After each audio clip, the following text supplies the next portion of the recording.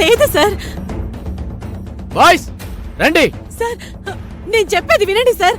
లేదు వీళ్ళని సార్. బయటకు గెంటేయండి. ఆ ఉంగరం ఆవిడది కాదు, మాది.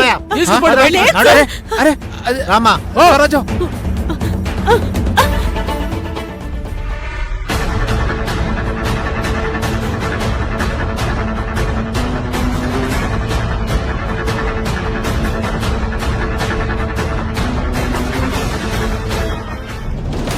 I'm extremely sorry madam.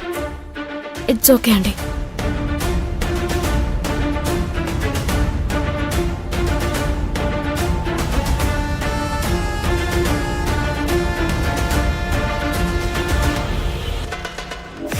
Sorry Swarajyam, మీ పొట్ట కొట్టాలని నేనెప్పుడూ అనుకోలేదు.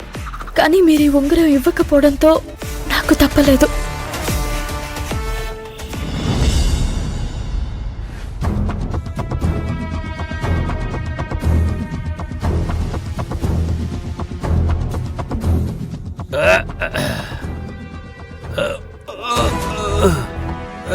ప్రభు, ప్రభు మీరేంటి నా గదిలోకి వచ్చారు?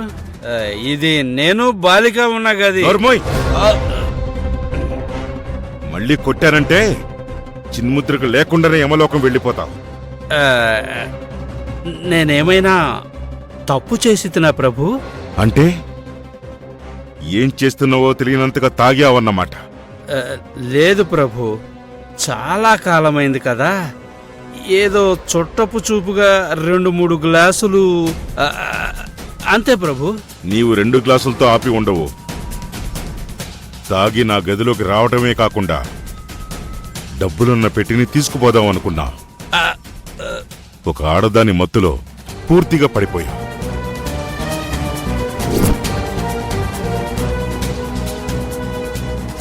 రాజుగారి రూమ్ లో ఉన్న డబ్బుల సూట్ కేసు తీసుకొచ్చి నాకివ్వు. ఆ తర్వాత మనిద్దరం హ్యాపీగా పెళ్లి చేసుకోవచ్చు.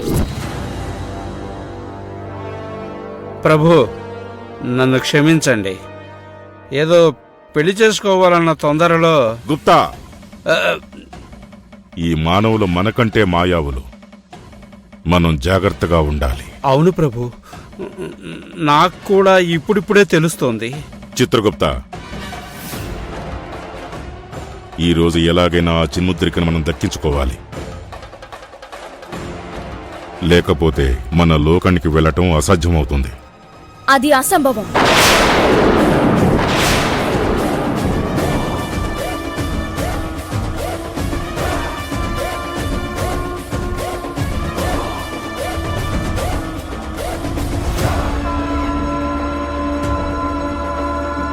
ఏమనుచున్నావు బాలిక? మీకు ఆ ఉంగరం దొరకదు. ఎందుకంటే అదిప్పుడు నా దగ్గరుంది.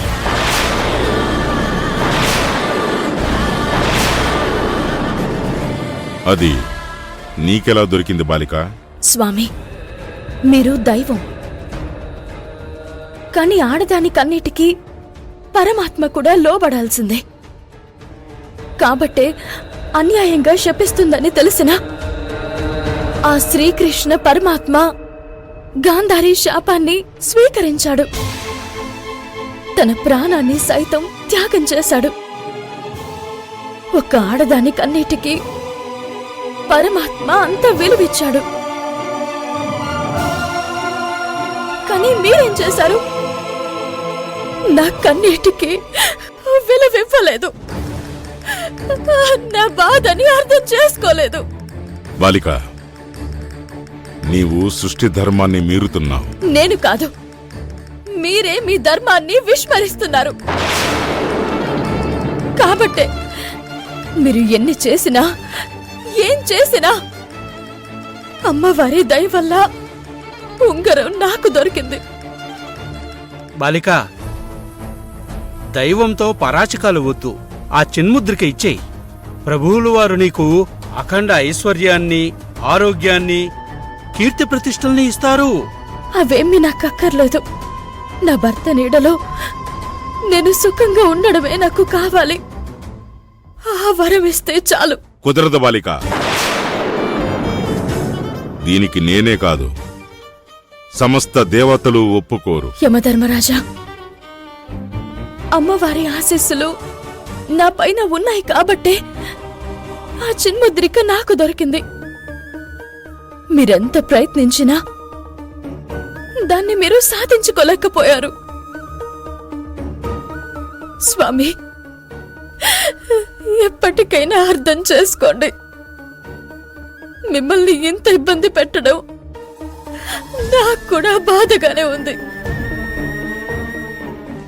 కానీ తప్పనిసరి పరిస్థితుల్లో ఇలా చెయ్యాల్సి వస్తుంది.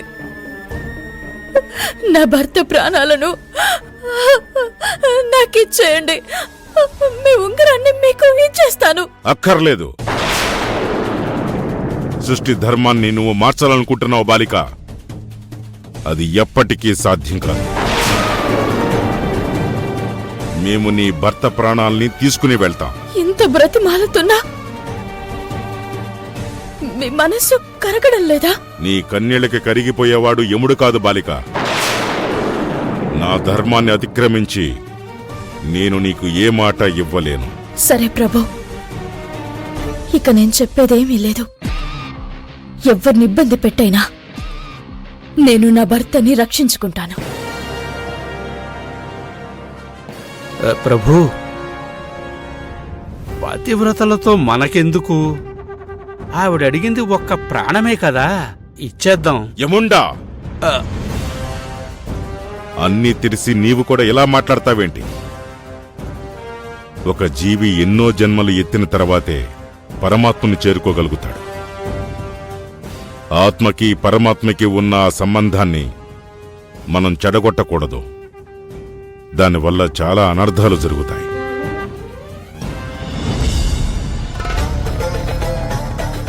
ఏంటిది? ఎన్ని ట్రయల్స్ వేసినా డబ్బు దొరకడం లేదు. ఇక పొట్టిబావ కూడా నన్ను నమ్మడేమో. జాగ్రత్తగా మళ్ళీ లైన్లో పెట్టుకోవాలి. అలా ఏంటి కావేరి ఇటొచ్చావు? నేను రాలేదు. మేమున్న రిసార్ట్కే నువ్వు రాజుగారిని గుప్తా గారిని తీసుకొచ్చావు. అయ్యో, మీరు ఇక్కడ ఉన్నట్లు నాకు తెలీదు కావేరి. నాటకాలాడకు. నువ్వేంటో నీ వేషాలేంటో నాకు బాగా తెలుసు. నువ్వు మారడానికి ఒక అవకాశం ఇద్దామనుకున్నాను, కానీ నువ్విప్పటికీ అలాగే ఉన్నావు. నిన్ను వదిలిపెట్టను. కావేరి కావేరి, ఒక్కసారి నేను చెప్పేది విను. ఇప్పుడు కాదు, నీ సంగతి తర్వాత చెప్తాను.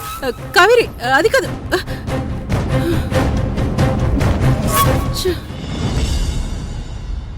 అవును, వాళ్ళని రిసార్ట్కు పంపించాను.